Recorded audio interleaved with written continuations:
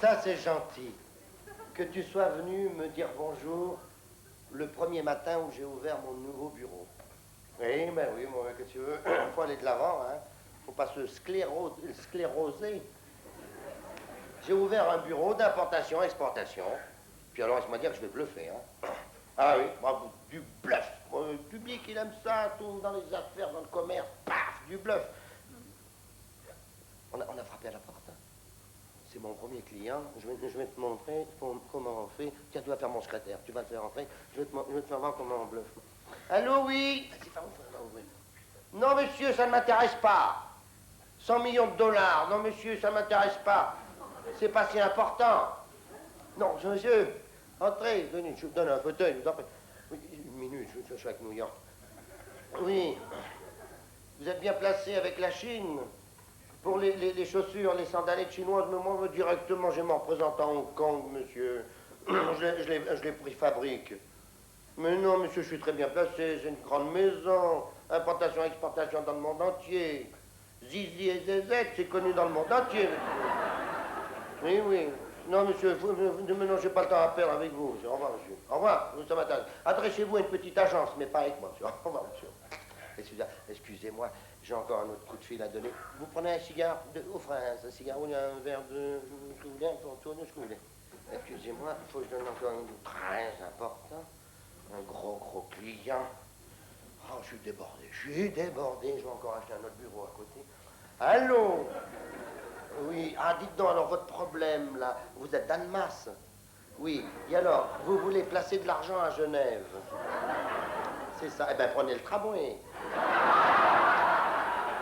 Ah, vous avez peur de la douane, là, le fisc et tout ça. Eh oui, on n'a pas le droit de placer de passer de l'argent français à Genève. Eh bien, écoutez, nous avons une chose à faire. Beaucoup de Français l'ignorent. En Europe, c'est très ignoré, mais dans le Pacifique, aux Nouvelles-Hybrides, il y a des îles franco-anglaises, dont la capitale est Port Vila. Or, vous ouvrez un compte en banque, une banque quelconque, moi j'en connais une qui s'appelle Cook and Bainvilliers. Oui, alors c'est franco-anglais. Vous avez le droit de France d'envoyer de l'argent là-bas. Et de là-bas d'expédier de l'argent en Suisse. Je tiens à vous signaler, je me demande même pourquoi vous voulez placer de l'argent en Suisse actuellement. Parce que qu'est-ce qu'on vous donne? 0,5%. Et encore pour vous faire plaisir. Alors, vous voyez? Oui, bien sûr, ils regorgent d'or dans ce pays. Alors, ils ont trop d'argent. Ils ont des médailles, ils ont du bronze, ils ont de l'argent, ils ont de l'argent. Oui, ils commencent par nous cripser, ces gens-là, vous savez. Avec leurs médailles et leurs... Oui, moi je connais des artistes qui passent souvent en Suisse, d'ailleurs. Mais, pardon. Voilà, alors au revoir, monsieur. Au revoir, monsieur. Je m'excuse, je suis tellement débordé, importation, exportation, je suis avec tous les pays, je suis là. C'est à quel sujet, monsieur? Moi, je suis des PTT, poste télégraphe, téléphone. Non, qu'est-ce que vous voulez que ça me foute, moi? Peut-être qu'à vous, ça vous fait rien, mais moi, ça me fait quelque chose. Parce que je suis venu pour brancher le téléphone.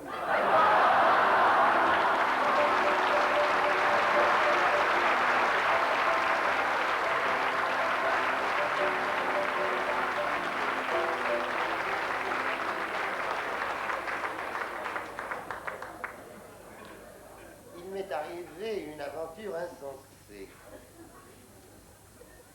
Figurez-vous que j'étais avec mon camarade. J'ai été avec Quiquette. Et nous allions, avec mon camarade, nous allions en vacances. Le printemps était là, les oiseaux faisaient cuit dans les tilleuls en fleurs. On était heureux, on était contents. On était dans la voiture de sport décapotable anglaise, on était bien, oh, vive le printemps, on était bien, j'étais avec Quiquette, on était bien. D'un seul coup, c'est insensé, écoutez ce qui m'est arrivé, une aventure, vraiment, j'ose pas la raconter, on ne croit pas. Alors bon, oh, qu'est-ce que c'est? J'ai eu peur. C'est un courant d'air.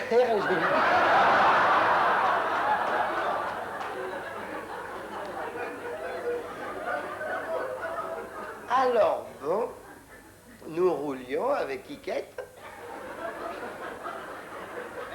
Tout à coup, je vois une auberge écrit Eau de Folle. Je dis Kiki, Quiquette s'appelle Kiki. Mais c'est pas vrai, je viens de voir une auberge Eau de Folle. Il faudrait qu'on s'y arrête. Et puis alors, quand il conduit, il n'aime pas s'arrêter. Il fait des performances, on part à telle heure, il faut qu'on arrive à telle heure. Il m'énerve, que je peux pas, c'est pas ce que je lui ferais quand il m'énerve. Et puis il me croit jamais. Quand je lui dis quelque chose, je lui dis, j'ai vu une auberge Eau de Folle, il me dit, c'est pas vrai. Je sais pas ce que je ferais, je suis énervé. Quand il dit que je mens, je sais pas ce que je ferais, vous savez. Je suis méchante. Je lui donnerai des coups de poing. Alors, bon, il me dit c'est pas vrai, j'ai dit si, et alors quand il me contrarie, je boude. Mais pas plus de 20 minutes, parce que au-dessus de 20 minutes, c'est moi qui suis puni.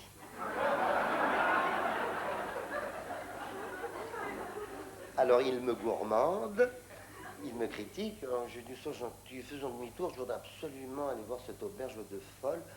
Oh, c'est peut-être spécial, il me dit, ben je veux bien. Oh, j'étais content. Alors, il s'est arrêté, j'ai ouvert la voiture. Attention, mon camarade va faire demi-tour. Arrêtez les automobiles, attention. Je suis remonté dedans, nous avons été à cette auberge. C'était très curieux. Très, très curieux. Oh, nous sommes rentrés là-dedans, on s'est assis. Il y a un monsieur qui est venu avec un tablier bleu, un béret, une chemise en toile écrue. Il vient vers nous. Alors, qu'est-ce que vous voulez bouffer, vous, là-dedans?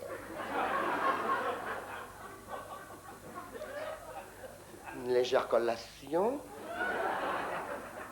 un breuvage quelconque, une petite limonade.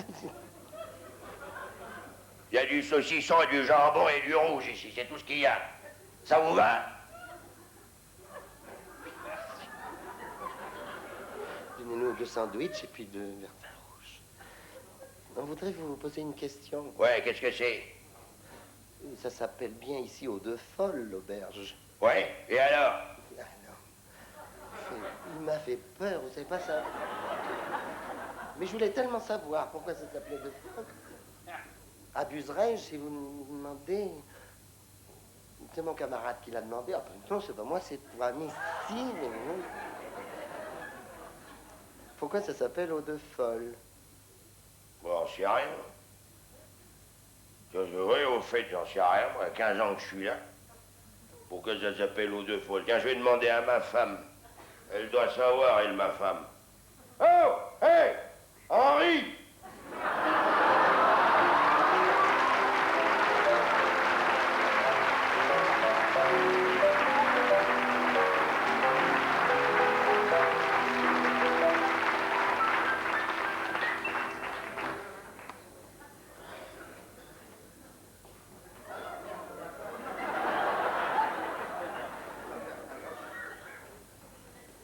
Je suis pas...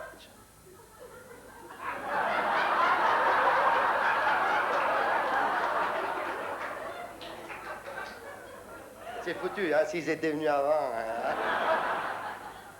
Ah ben, ils sont venus les deux, là, où ils sont là.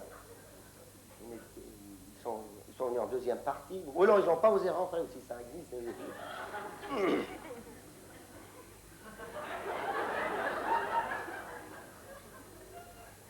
Ah, c'est madame avec ce monsieur, c'est vrai, monsieur. Vous êtes en avance pour la soirée de demain, vous, hein?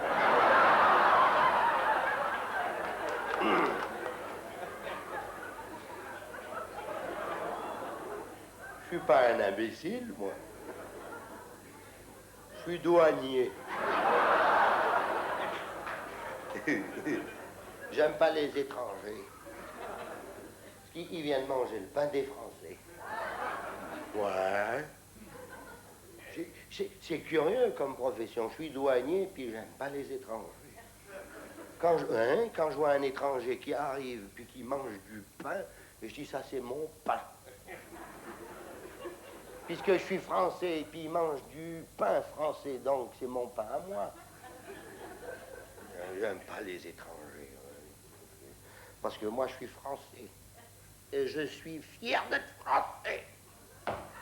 Mon nom à moi, c'est Kula Kierstenski. Du côté de ma mère. Et Piazzano, Venditti, du côté d'un copain à mon père.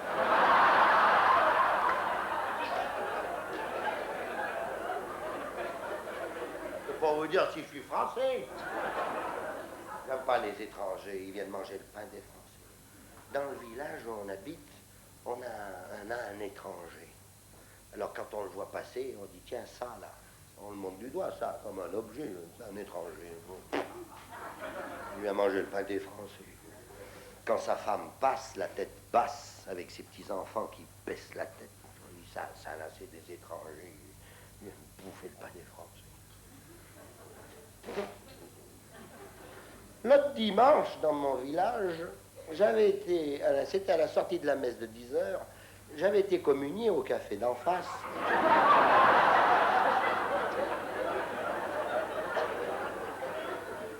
Il y a l'étranger qui a voulu me parler. Moi, j'avais autre chose à faire, pensez, parler avec un étranger. J'avais mon tiercé à préparer. Enfin, du haut de ma grandeur, j'ai daigné l'écouter. Il m'a dit, ne pensez-vous pas qu'en notre époque, 1972, c'est un peu ridicule de traiter certaines personnes d'étrangères? Nous sommes tous égaux. Voilà ce que j'avais sur le cœur. Je voulais vous dire ça, monsieur le douanier. Vous qui êtes fonctionnaire et très important, vous qui avez le bouclier de la loi. Nous sommes tous égaux. On peut vous le prouver. Quand un chirurgien opère un cœur humain, que ce soit au Cap, à Genève, à Washington, à Moscou, à Pékin, il s'y prend de la même manière. Nous sommes tous égaux.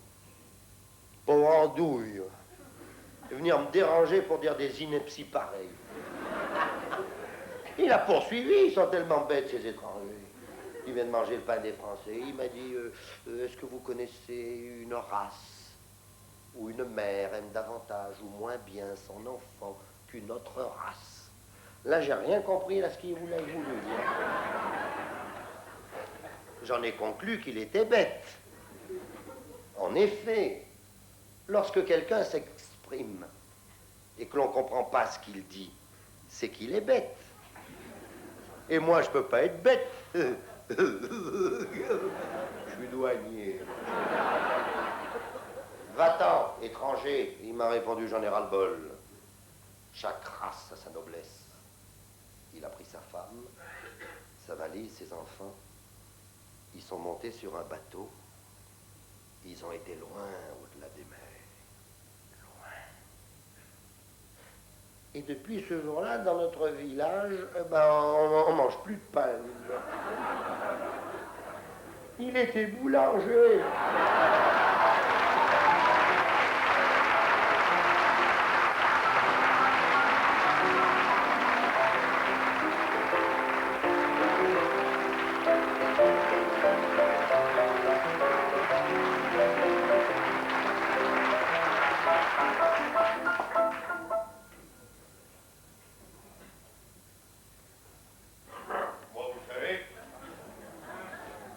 Qu'un pauvre paysan, hein.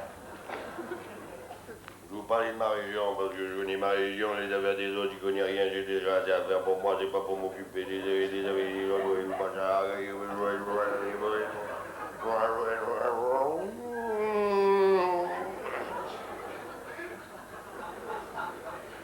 Je me marre parce que c'est la première fois que je le fais.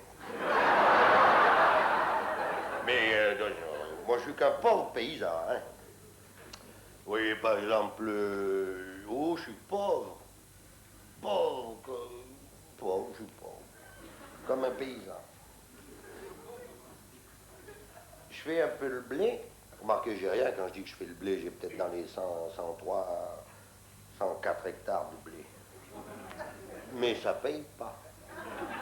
Le blé, ça paye pas. Ça a eu payé. mais ça paye plus. Ça paye, oui, si on veut, mais ça paye quoi? Bah, pff. Ça paye la semence. Je fais un peu la vigne. Bon, quand je dis que je fais la vigne, j'ai rien, j'ai peut-être dans les 54, 55 hectares de vigne. Oui, 55 hectares, pas plus. 55 hectares, 300 tiers, 2 mètres carrés. Et 3 ceps.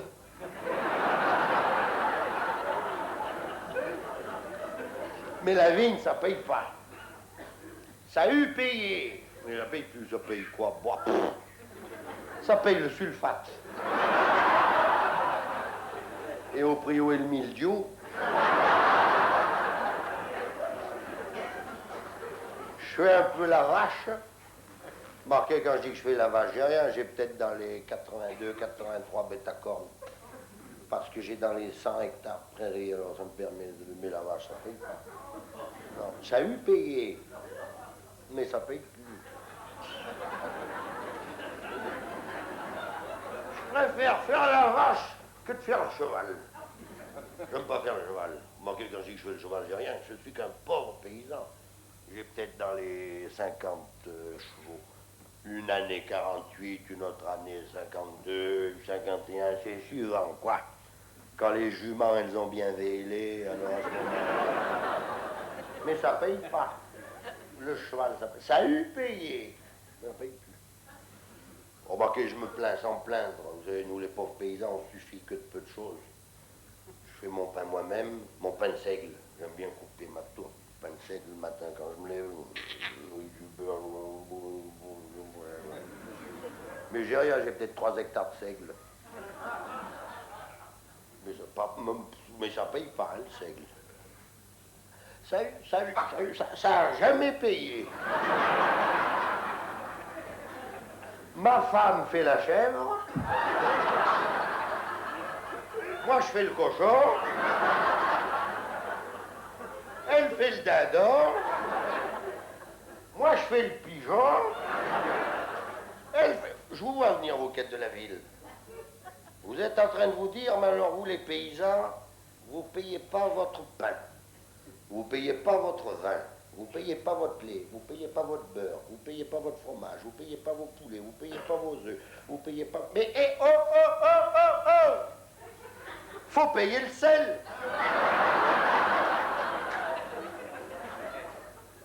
5 ans qu'on est mariés avec ma femme. 5 ans. Je me souviens... Mon Dieu. Le matin des noces, elle était dans la cour de la ferme. Je lui ai dit, Pauline, viens ici, ma grosse Pauline. Parce que ma femme, c'est la vraie femme de paysan. C'est costaud, ça craint pas la maladie, ça parle jamais, ça travaille toujours. Viens ici, ma grosse Pauline, viens là, viens. Viens là, papa, alors, viens là, alors. J'ai rien à t'offrir pour ton cadeau de mariage, rien. Je suis comme pauvre paysan, tout c'est pour le meilleur et pour le pire. Moi, avant d'aller voir les deux guignols, le maire et le curé, moi, je vais te dire une seule chose. Je te la redirai jamais plus. Oh, ça sera pas aussi joli qu'à la télévision ou au cinéma, quand ils se font des déclarations d'amour avec du violon par derrière. Moi, comme violon, il y aura que le vent qui chantera dans les peupliers. Donc la phrase que je vais te dire, je te la redirai jamais plus. Je t'aime. Et comme cadeau de noces, j'ai rien à t'offrir. Aussi, j'ai eu une idée, je vais te donner tout le fumier des chevaux. Elle m'a dit, c'est pas vrai. Si, à partir d'aujourd'hui, tout le crottage, ça sera pour toi. On est des pauvres paysans. Ben, le lendemain matin, vous me prenez si vous voulez, le soleil, il n'était pas levé. Je me suis retrouvé tout seul dans mon lit. J'ai ouvert la fenêtre, je l'ai vu avec la fourche. Tout le crottage était pour elle. Elle en faisait des tas de crottins, qu'elle expédie à Paris. Et qu'elle expédie encore à Paris chez les champignonniers. parce que cette garce de bonne femme, je sais pas qu'elle avait été trouver ça. Le champignon Paris ne pousse exclusivement que sur le crottin de cheval de province. Moi, je savais pas ça. Elle le savait. Alors, toutes les semaines, elle envoie un plein wagon de crottin à Paris. Il paraît que plus ça va, plus ça augmente. C'est tellement cher qu'il n'y a pas la bourse du crottin. Plus ça va, plus il y a de tracteurs, et plus ça va, moins il y a de chevaux. Toutes les semaines, un plein wagon de crottin à Paris. L'autre jour, elle me dit, Fernand, 5 ans qu'on est mariés, si tu m'amenais à Paris. Oh, ben, j'ai dit, si tu veux, montons dans la bétalière. Et on a été place Vendôme. Chez ces bijoutiers, il faut pas dire bijoutier, il faut dire, je ne veux pas croire orfèvre diamantaire. Il y avait du velours bleu de tous les côtés. On est rentré là-dedans. Ma femme avait son sac à main avec tout l'argent du fumier. Il nous faisait regarder dans des lunettes pour voir des diamants. Moi, je croyais qu'il se foutait de nous. Moi, j'ai l'habitude de regarder d'une montagne à l'autre. Mais alors, il y avait ça, il fallait regarder des lunettes. Alors, quand ils m'ont dit, regardez ce diamant, celui-ci, il est pur. Ah bon, et celui-là, il a un reflet bleu. Vous le voyez, je vois que ça, dis donc. Moi, je vois ma sœur, je lui ai répondu. Enfin, avec l'argent du fumier, elle s'est acheté un diamant. Avec des timbres, des papiers, des tamponnés comme quoi il était pur. Moi, il me plaît pas, le diamant qu'elle a choisi. Il est trop gros. C'est ce que je lui ai dit. Qu'est-ce que tu vas avoir pour 600 000 francs? On n'est que des pauvres paysans. Le printemps va arriver. Quand vous passerez par ces montagnes, faites-moi plaisir, venez me trouver.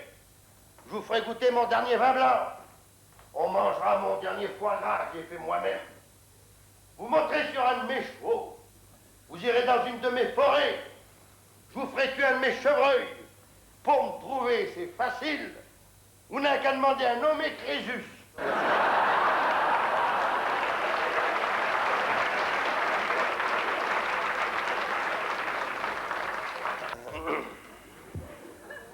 Allô, Tortor?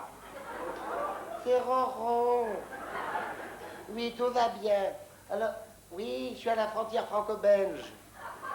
Oui, allô, Alfonso? Allô, Marseille? Mais c'est pas possible, qu'est-ce que c'est que ça? Il y a des réminiscences. Hein? Oui, Alfonso, c'est Roro. Oui, tout va bien. Voilà pourquoi que je t'appelle. Je suis à la frontière franco-belge. Oui, je te l'ai déjà dit, je te répète, parce qu'avec les téléphones, on ne sait pas si on est écouté. C'est au sujet des 20 kilos de bicarbonate de soude. Allô, t'entends? Pourquoi tu tousses? Oui. Alors, oui, tout va bien, j'ai mon billet d'avion. Et puis, comme tous les 15 jours, eh bien, de Bruxelles, je vais à New York pour porter les 20 kilos de bicarbonate. Allô? On est coupé. Alfonso, allô, Marseille? C'est quelqu'un, ça, alors? C'est téléphone, alors? Allô?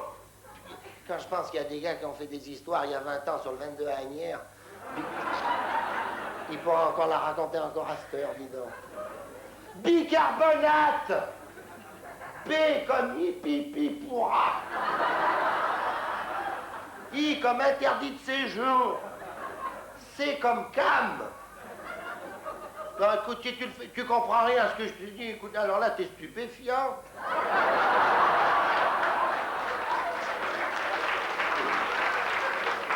Allô, t'entends? Pourquoi tu tousses? Ah, voilà, bon, on est en ligne. Alors voilà pourquoi que je t'appelle, parce qu'il y a les douaniers, ils ont pris les 20 kilos de bicarbonate. Oui, et alors, il s'avère qu'il y a 20 kilos 100 grammes. Alors il faut payer une taxette sur les 100 grammes de 3 francs 20. Alors le reçu, est-ce que je dois le mettre à mon nom ou à ton nom? Allô, t'entends? Pourquoi tu tousses? Oui, c'est le but de mon coup de fil, parce que ton adresse, c'est bien 234 Cours Benzins. Allô, t'entends? Mais pourquoi tu tousses? Je le mettrai à mon nom. Oui. Où il est, le bicarbonate? Oh ben, il risque rien. Il est dans les mains du chef douanier, là. On est au petit bistrot à côté de la douane, là, on boit de la bière, on rigole bien. Tu vas rire. Ils ont analysé le bicarbonate. Allô, t'entends? Mais pourquoi tu tousses? Ça n'est pas du bicarbonate. C'est du sucre en poudre. Allô, t'entends? Pourquoi tu tousses plus?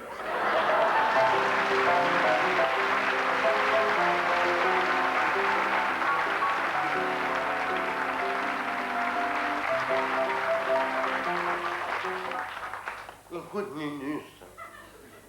Nunus, écoute, je suis ta grand-mère. Nous sommes en automobile. À côté de moi, il y a ton grand-père qui est derrière, mais tu bois trop, Nunus. Tu picoles trop.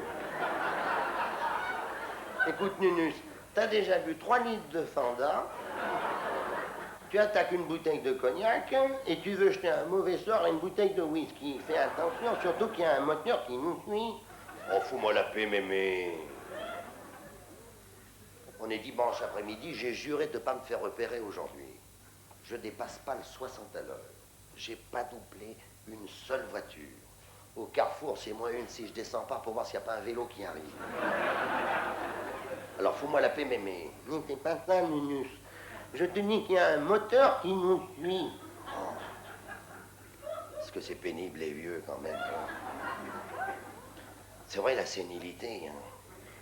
Des moteurs, on est dimanche après-midi, il y en a peut-être 50 000 devant, 50 000 derrière des moteurs. Tu t'es jamais dit que c'est un moteur. Tu dis qu'il y a un moteur qui nous suit. C'est pénible, les vieux, hein. Tu devrais parler autrement à ta grand-mère. Écoute, Nunus, écoute, tu devrais... Moi, de mon temps, nous avions du respect pour les vieux. Jamais nous nous serions permis une incartade, une allusion déplaisante qui aurait pu... Ta gueule, Pépé. N'empêche qu'il y a un moteur qui nous suit. T'as qu'à regarder dans ton rétroviseur, tu vas voir un bon moteur. C'est que t'as envie de flinguer, hein, il y a des moments. Et je regarde dans le rétro. Mais il y a un motard qui nous suit. Ça fait une plombe que je te le dis. Je te dis qu'il y a un moteur qui nous suit. Tu vas voir le coup que ça va être pour ma pomme, dis donc. Pourtant, Dieu, je jure de ne pas me faire repérer. Regarde, il y a un motard, c'est pour moi, dis donc. Ah, j'ai une gueule, j'attire les flics, moi, dis donc. Et je devrais avoir une prime, hein. Parce que moi, je les attire de dos, hein. Regarde-le, il me double. Ça y est, il me double. Non, regarde-le, c'est pour ma pomme. Je fais celui qui ne le regarde pas, pension. Il est à 100 mètres devant nous. Il stoppe. Il descend de sa moto. Et il fait signe d'arrêter à qui? À moi. Je suis même pas étonné, Bonjour, monsieur. Gendarmerie nationale, prévention routière. Bravo! Félicitations. Ça va faire 1 heure que je vous suis. Ainsi qu'un hélicoptère de la gendarmerie nationale. Ah bon? Alors il y a un motard, il y a un hélicoptère, il n'y a pas un sous-marin aussi? Bravo! Félicitations. 1 heure que je vous suis. Vous n'avez pas dépassé une seule fois le 60 à l'heure. Vous n'avez pas doublé aucune voiture. Vous avez été extrêmement prudent. Félicitations. Vous n'êtes pas sans ignorer que la prévention routière octroie une prime de 5 000 francs tous les dimanches au meilleur conducteur du dimanche. Et il s'avère que c'est vous qui avez gagné, monsieur. J'ai la joie de vous le dire. En effet, le QG a téléphoné par radio à l'hélicoptère qui m'a fait signe de m'arrêter pour vous donner le chèque que nous avons tiré de 500 000 francs. Et c'est vous qui avez gagné un chèque de 500 000 francs. Anciens francs ou 5 000 francs nouveaux, c'est à vous. Une seule question, qu'allez-vous faire de ces 5 000 francs?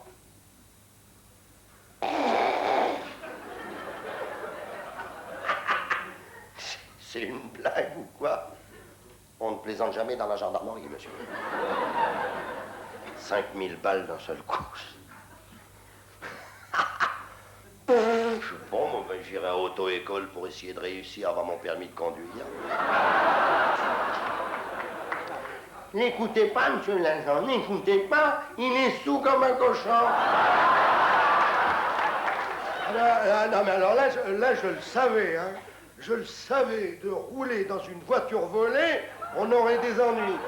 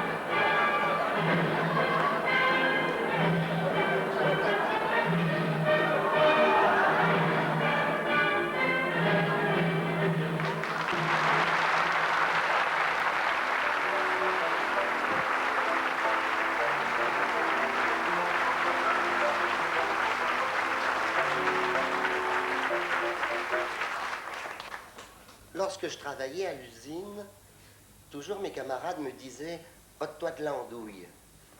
Tu vois bien que tu gênes, avec ta tête avant délacée. C'était mon surnom, ça. T'as une tête avant délacée. C'est ridicule. Tous les surnoms sont bêtes. Surtout celui-ci. T'as une tête avant délacée.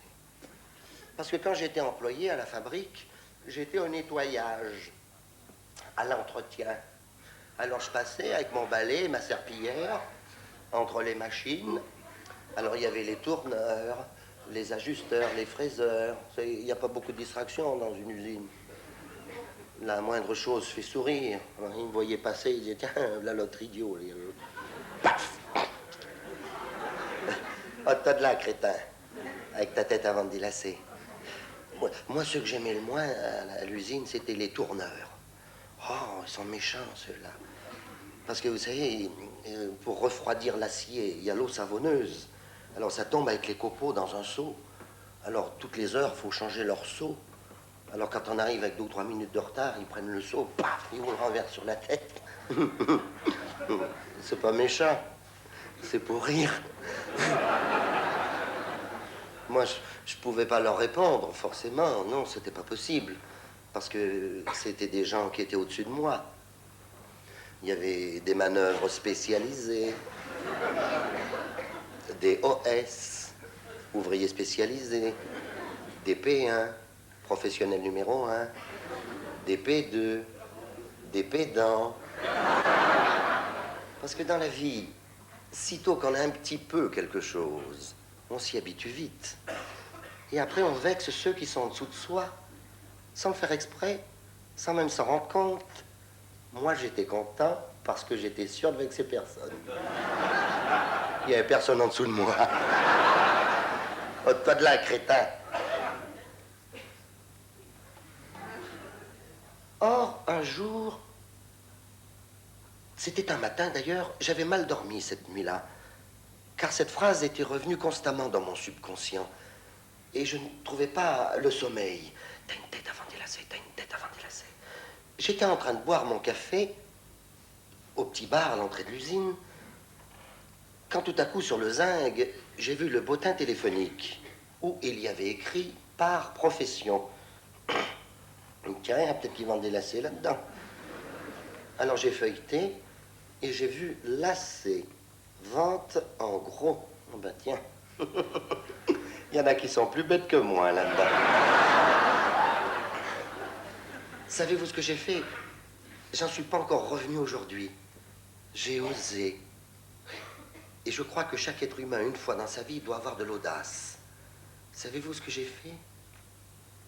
J'y ai téléphoné. J'ai pas eu peur. Moi, le petit manœuvre de l'usine, j'avais téléphoné à un monsieur qui devait être très, très important parce qu'il m'a répondu très simplement, très gentiment. Au lieu d'être rabroué, il a su me mettre à l'aise. Pour être aussi courtois, aussi aimable, aussi diplomate, j'ai dû tomber sur le grand patron. Allô? Oui, monsieur, ici on fabrique des lacets. C'est à quel sujet? Plaît-il? Vous avez une tête avant des lacets? Je comprends pas ce que vous me dites, monsieur. Passez donc à la fabrique. C'est ça, on s'arrangera toujours. Au revoir, monsieur, au revoir.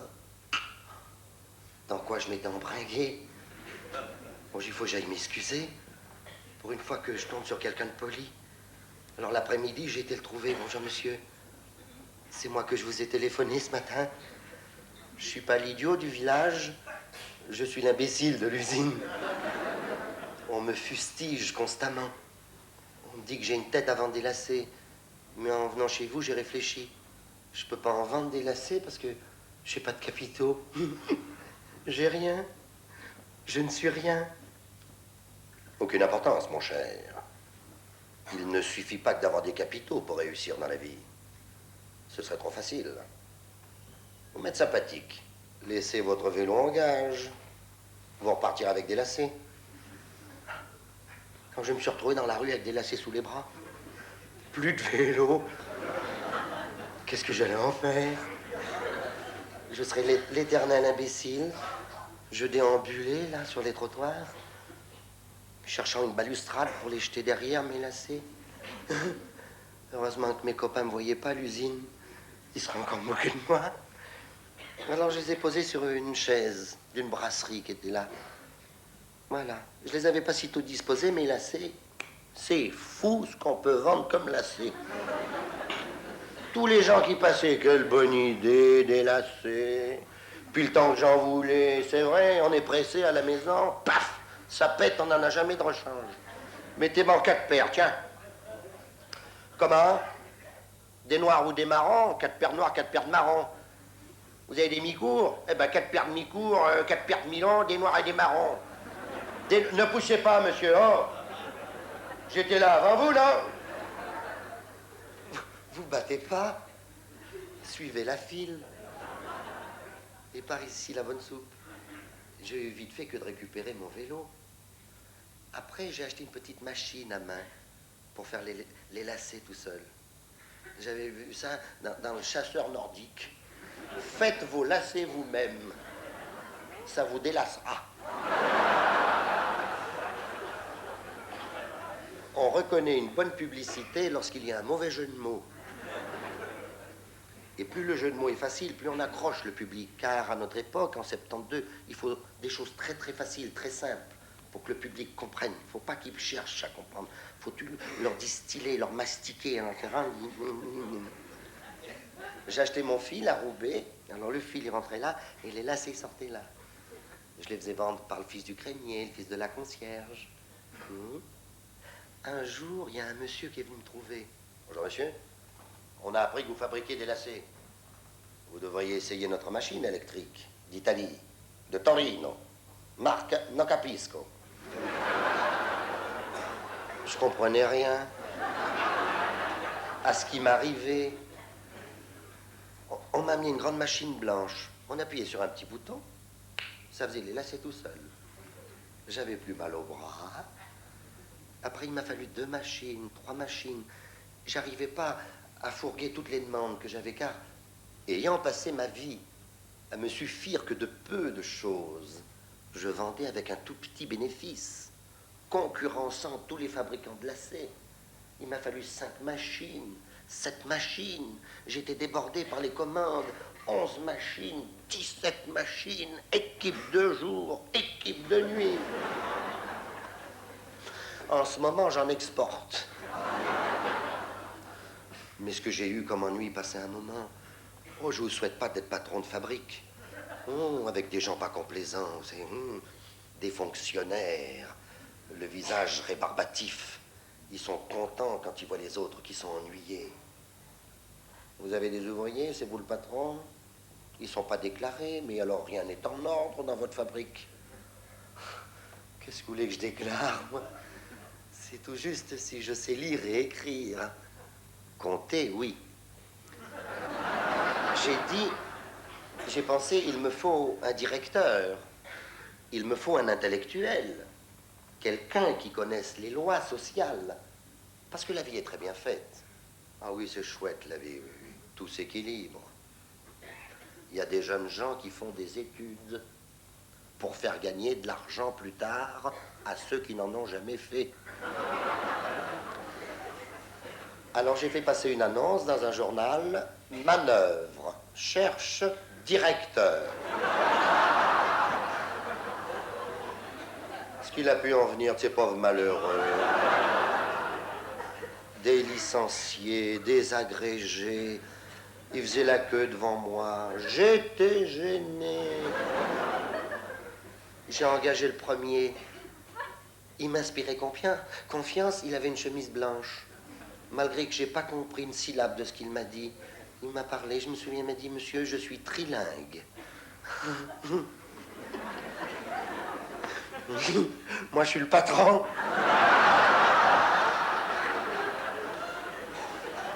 Pour pas qu'il me vole, je l'ai intéressé au bénéfice. Alors, voyez-vous, maintenant, quand je repasse à la sortie de l'usine, là où je travaillais avant, quand je passe, là, dans ma grande voiture décapotable, 45 chevaux, et avec moi, ça fait 45 chevaux et un âne,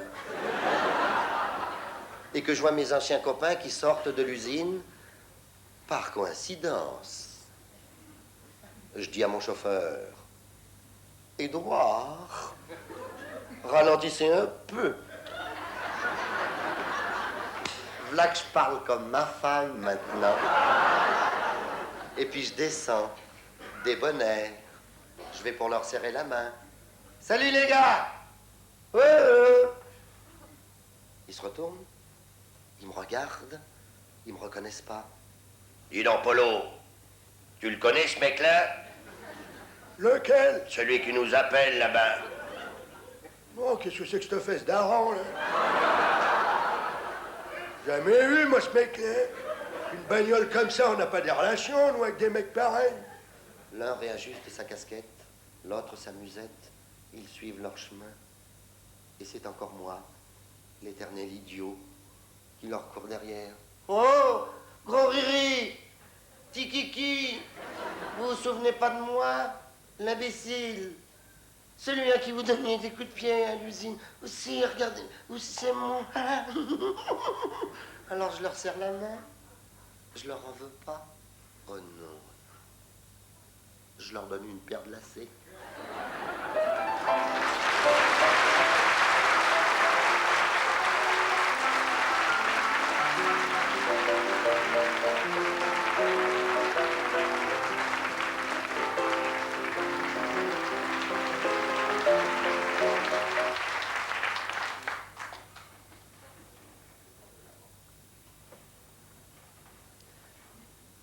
Comme c'est agréable de rentrer dans un restaurant où ça sent bon le plat cuisiné. Ah, c'est vrai, ça met en appétit. Oh, des fois, on rentre dans des restaurants, ça pue la grain et tout. Hein. Il y a la serveuse qui est là. Alors, qu'est-ce que vous voulez manger? Go et Milo, et ils font demi-tour, voyez-vous. Tandis que chez vous, maître d'hôtel, je hume le fumé. Ça sent bon le plat cuisiné. Bonjour, monsieur. Si vous nous donnez la peine d'entrer, monsieur. Chef, s'il vous plaît. Oh, chef, un instant. Monsieur. Si vous voulez vous asseoir, merci. Ah, c'est le menu, merci bien. Ah, comme ça sent bon le plat cuisiné, ça met en appétit, hein. Comment se fait-il que les êtres humains, comme nous sommes compliqués, hein, comment se fait-il que l'odorat fait que ça va chatouiller des petites cellules dans le cerveau, puis on en a l'eau à la bouche. Qu'est-ce que je vais pouvoir manger, maître d'hôtel? Ce que vous voulez, monsieur. Un steak avec des frites?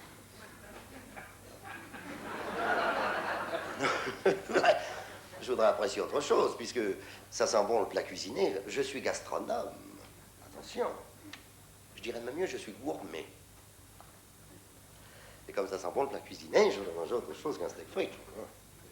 Je vais manger, ben, il y en a du choix là-dedans, dis donc. Il y en a autant devant que derrière. C'est un grand restaurant, quand on voit des menus, ça en finit plus. Je vais manger une quiche Lorraine. Plus du tout de quiche Lorraine, monsieur. Je sais même pas si un jour il y en a eu ici, voyez-vous. Ah. Qu'est-ce que je vais pouvoir manger, alors? Ce que vous voulez, monsieur. Un steak avec des frites? Vous êtes un farceur. Oh, comme ça sent bon le plat cuisiné. Je m'en fous de plein de... Je hume le fumé. Alors, je vais manger un trèfle de plaisanterie, comme dire un lapin dans un carré de luzerne. N'anticipons pas, comme disait Mathusalem, à qui l'on parlait de la retraite des vieux. Je vais manger, maître d'hôtel, je vais manger un gratin dauphinois avec une petite épaule d'agneau. Ça, c'est très bon, parce que le goût de l'agneau se marie très bien avec le gratin. Ça, c'est... Vous fatiguez pas, c'est une erreur de la dactylo, ça, monsieur. Parce que la religion de notre chef cuisinier lui interdit à toucher le mouton. C'est un péché mortel dans sa religion. Oh, je connaissais pas cette religion. C'est tout nouveau, monsieur. Ça se fait beaucoup en ce moment, monsieur. Il y a les antoinistes, il y a les hindouistes, il y a les calvinistes, il y a les bouddhistes et il y a les moutonistes. suis en train de penser à ce pauvre Dieu. Il doit en avoir du boulot avec toutes ces religions. Surtout que chacun croit que c'est lui qui est la vérité. Enfin, je veux pas qu'il fasse un péché mortel s'il touche du cochon. Du mouton. Je confondais avec les musulmans. Alors, oh, ben oui, alors qu'est-ce que je vais manger? Ce que vous voulez, monsieur. Un steak avec des frites. Je suis gentil, mais il faut pas exagérer non plus. Hein? Je suis une bonne pomme, mais... où tu vous foutez de ma gueule, mon hein? Alors, ne redites plus votre steak frites, parce que moi, je le prends, je le fous sur...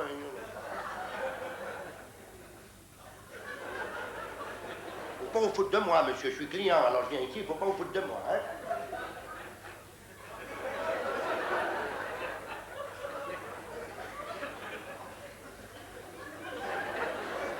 Je vais manger une douzaine d'escargots. Plus du tout d'escargots. Il en restait un. Il vous a vu arriver. Il est parti en courant. Ah, qu'est-ce que je vais pouvoir manger? Ce que vous voulez. Un steak avec des frites. Maître d'hôtel, poussez-vous, poussez-vous. Avant qu'il y ait un fait divers demain dans le journal. Messieurs les garçons, poussez-vous. Messieurs les chefs de rang, laissez-moi passer. Où est la cuisine? Madame la téléphoniste, où est la cuisine? Parce qu'il vient bien de quelque part, ce parfum de bonne cuisine. Alors, faudrait pas prendre pour un crétin. Oui, madame la vestiaire, c'est la cuisine. Merci beaucoup. Excusez-moi, pardon. Oh. Ah, c'est la pâtisserie ici. Excusez-moi, ben il y en a du monde dans ce restaurant. Voilà, la cuisine. Excusez-moi, chef. Excusez-moi, les petits mitrons. Mais c'est ça qui sent si bon dans cette marmite en cuivre. Ces lentilles qui mijotent avec des petits lardons, des petites saucisses. C'est ça que je veux. Ah, ça, jamais, monsieur. Et pourquoi? Ça, c'est pour le personnel.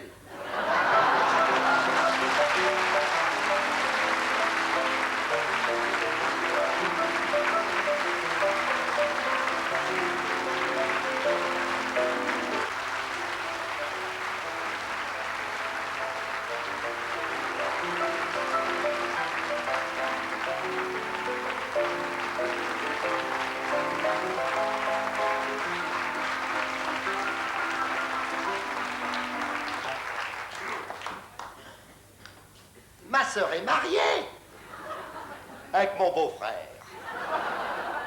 Oh, faut continuer à marquer.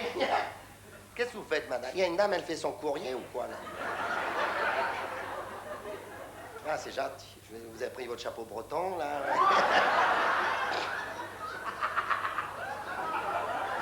Cette dame, depuis le début... Ah ben vous voyez pas où vous êtes pas. Mais qu'elle a fait un beau mariage. Je crois même qu'elle a fait 2 fois un beau mariage, ma sœur, en ce sens que mon beau-frère a une très très belle situation. Ah oui. Ah ben sans ça, ma sœur ne serait pas mariée, ça compte, vous savez. Ah, il travaille à la préfecture, et dans toutes les préfectures, il y en a, de ce que je vais vous dire, il est inspecteur des platanes. Alors, toute la journée, il inspecte. Quoi, les platanes? Ah, il les surveille, il les cajole, il les aime, il leur donne des petits prénoms, tout ça. Et puis, quand le malheur veut qu'il y en a un qui est très malade, et puis qu'on va lui couper le tronc, il se met en deuil. Oui, puisqu'il travaille à plein palais, là-bas, là.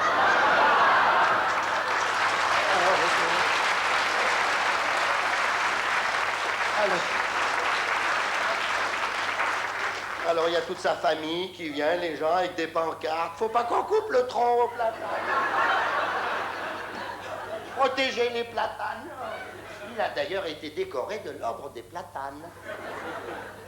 Il y a la Société protectrice des animaux, mais il y a la Société protectrice des arbres. Et voilà, ben, il en fait partie. Il aime tous les arbres fruitiers, tout. Il va regarder les pommes, les poires, il en reçoit sur la gueule de temps en temps, mais il est content. Un jour, il était en plein boulot, écoutez ça. Il repère un platane qui penchait comme ça. Très bien, nous allons signaler le cas. Que se dit mon beau-frère? J'ai oublié mon stylo. Je vais aller le chercher à la mairie. Je vais aller le chercher. Attention.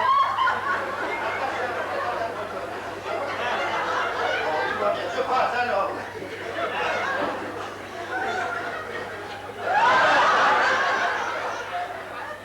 Bonjour, monsieur le maire. Je viens chercher mon stylo parce qu'il y a un platane qui penche. Il n'y a pas de quoi se marrer. C'est que c'est important. C'est que ça va jusqu'aux eaux et forêts, la mairie, la préfecture, la sous-préfecture. Et après, vous prévenir les bûcherons. C'est très important, c'est emmerdant à passer ici.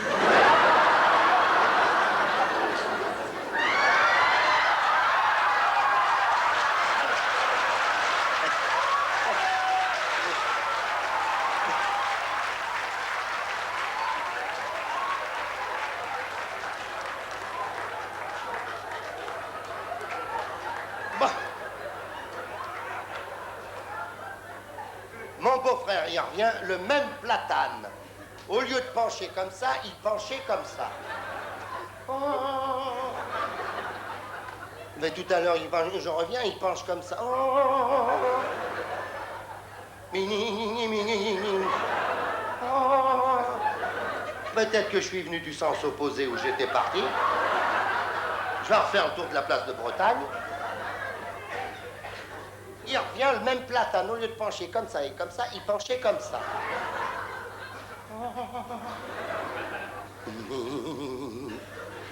Mon beau-frère fait celui qu'il n'avait pas vu.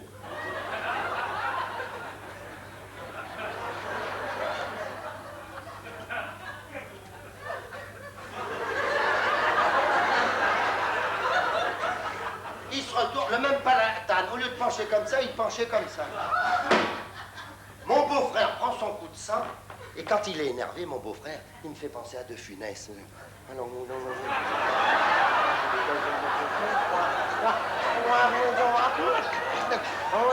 Deux jours, 2 nuits, mon beau-frère reste à côté du platane. On ne veut pas dire du côté qu'on va tomber. 2 jours, 2 nuits, et le platane, il est tombé. Sur mon beau-frère. Affreux, affreux. Il a eu toute la jambe sélectionnée.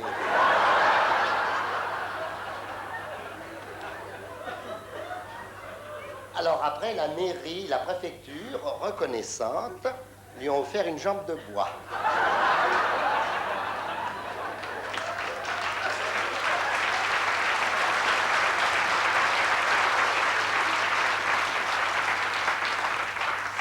Fait dans le bois du platane qui était tombé dessus. Il n'y a qu'un ennui, c'est que le bois n'était pas tellement sec. Et comme il habite un quartier humide, alors... ça germe. Alors, tous les 8 jours, quand il a fini de se raser, il prend son petit sécateur.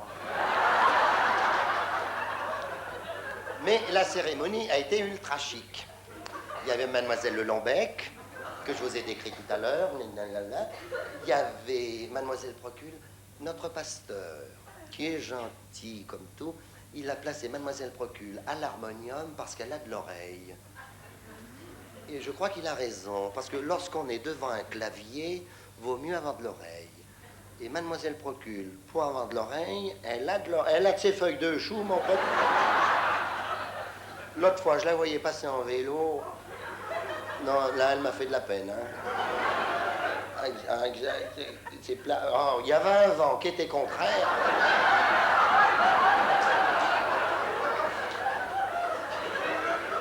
Elle allait à la messe de 10 heures. Elle est arrivée pour les vêpres. Il y avait Mademoiselle Procule avec son neveu, parce que... Non, je voudrais pas que ça se sache. Avant qu'elle se marie, ma sœur, nous vivions ensemble. Et mademoiselle Procule, elle vit avec son neveu, qui est un charmant garçon. Très gentil.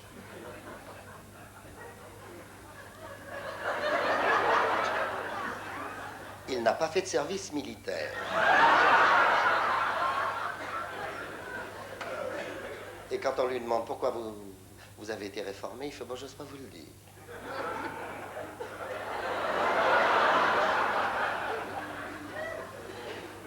Oh ben non, écoutez, c'est gênant. Non, n'insistez pas.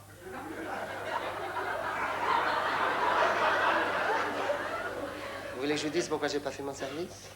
Vous le répéterez pas. Je suis gaucher.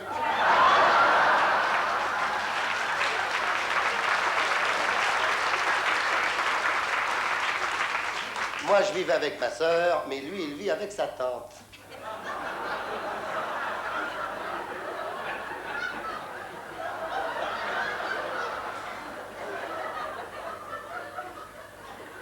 Puisque c'est son neveu, forcément que c'est sa tata. Il y avait Monsieur Chalamont, sous-chef de rayon au grand magasin. Il y avait Madame Chalamont. Et vous savez que nous, les hommes, nous apprécions les dames sur leur toilette, mais sur leurs bijoux. Pas sur la valeur, bien entendu, mais sur la présentation.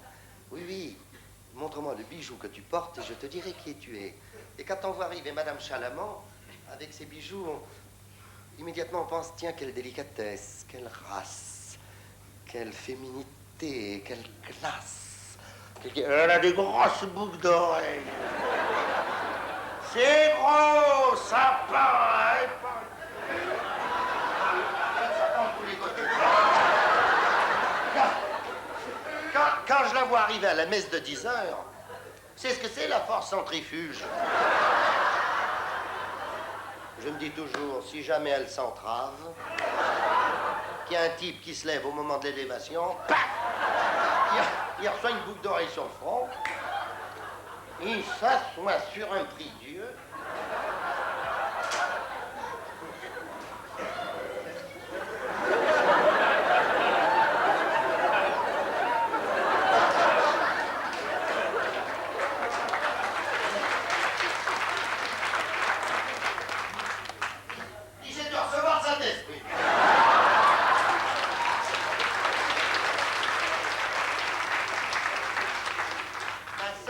Mariée en blanc. Bisque. C'est Mme Chalamont qui lui a prêté sa robe de mariée, toute la panoplie de son mariage, avec laquelle elle avait épousé M. Chalamont en 1947. Elle y a tout prêté. Les chaussures, les gants, le réticule, tout. On n'a rien eu à dépenser. Tout. Le voile, la robe, la fleur d'oranger, tout. La fleur d'oranger, il a fallu qu'on la repasse à la vapeur parce qu'elle fait... Hein? Depuis 1947.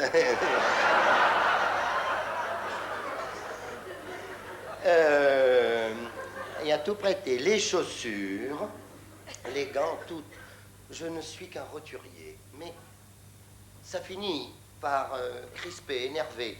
Sitôt qu'il y a une princesse qui se marie, immédiatement dans les journaux, vous le voyez aussi bien que moi, soit à la télévision, soit à la radio, un événement, mesdames, messieurs, où c'est écrit dans les canards, est-ce que la princesse de Liechtenstein se mariera? Quoi, c'est comme ça que ça se prononce, alors vous foutez pas de moi, non?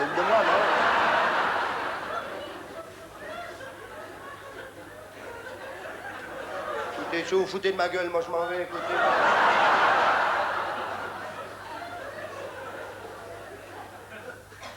La princesse de Liechtenstein. Moi que ça c'est des noms, alors on fait le tour du parc et on revient.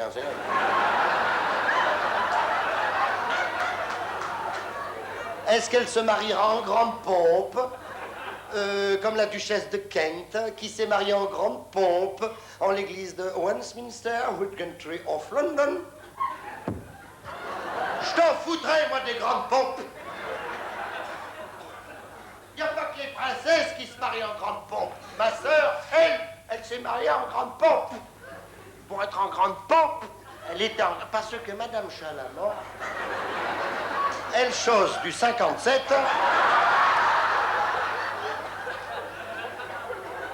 Et ma sœur, elle fait du 36. Alors, elle avait vraiment les nougats à l'aise, voyez-vous. Alors, comme il y avait du jeu, mon beau-frère, qui n'est pas un imbécile, il a fait des études pendant très longtemps pour plus l'être, il a coincé les nougats devant avec le journal de Genève et derrière avec la Tribune.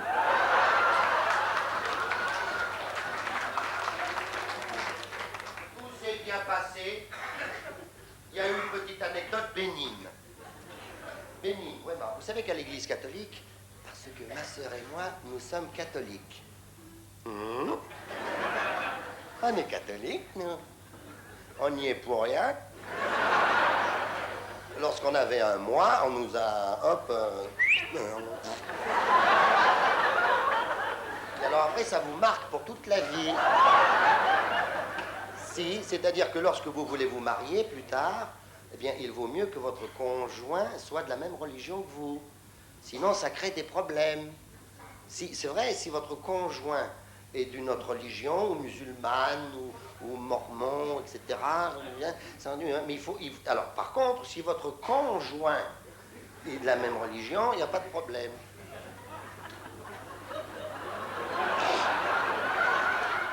Il y a de ces mots dans la langue française.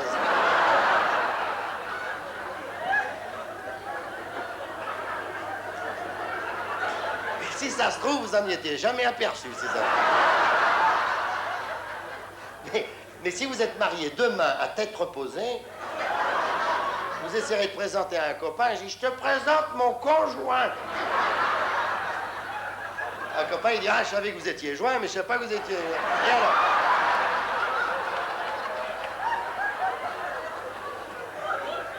Vous savez que dans le rite catholique, toujours les jeunes mariés tournent le dos à ceux qui sont venus les voir. C'est un mystère de la religion.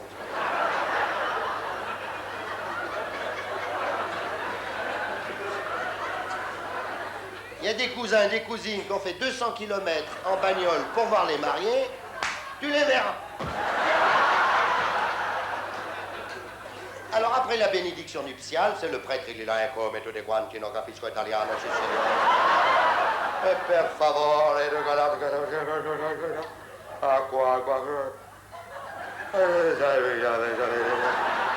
comme il a peur de s'endormir, il a déguisé 2 jeunes gamins avec des vieux rideaux. Ils lui ont acheté des sonnettes pour le réveiller de temps en temps. Les gamins, ils en abusent. Alors, après la bénédiction nuptiale, vous savez que de l'hôtel, pour aller dans le déambulatoire, il y a toujours 3 ou 4 marches. En se tournant, ma sœur, comme c'était un mariage en grande pompe, on ne sait pas si c'est la faute au journal de Genève ou à la Tribune, parce que les 2 canards, ils ne peuvent pas se voir.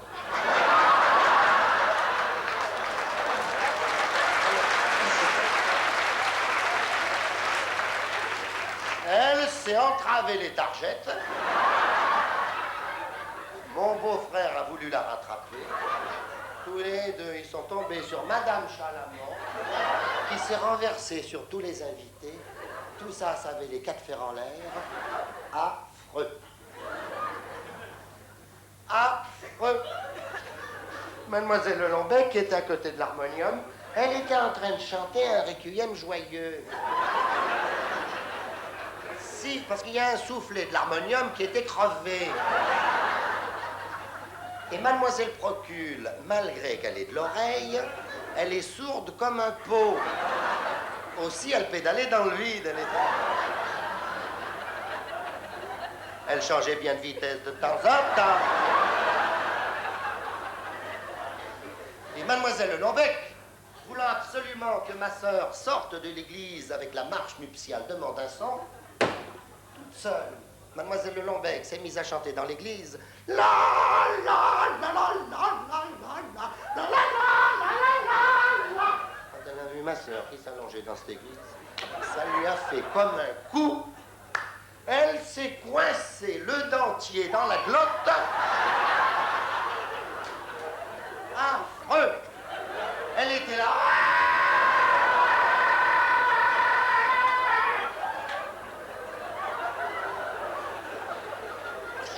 Mais je me disais aussi, mais bon Dieu, comment ça se fait qu'elle garde la note si longtemps? Heureusement, Dieu soit loué, derrière Mademoiselle Lelombec, il y avait le neveu à Mademoiselle Procule. Lorsqu'il a entendu hurler comme ça, je ne sais pas ce qu'il lui a pris, un geste inconsidéré, paf! C'est la première fois que ça lui est arrivé. Ça fait que ça l'a dégagé et le dentier est revenu dans son orbite. Mon beau-frère, dans cette église, qui criait « Ma moumoute! Ma moumoute !» il avait perdu sa perruque. Ma moumoute! C'est un enfant de cœur, il croyait que c'était un rat qui était crevé. Il avait balancé dans le bénitier. Ma moumoute! On voyait un genou parmi les invités. Alors, on l'a sorti du bénitier. Il se l'est remis sur la tronche. Et en sortant d'église, il a dit, eh ben, comme ça, je serai béni pour un bon moment. Le mariage de ma sœur a été très très chic. En grande pompe, très très chic.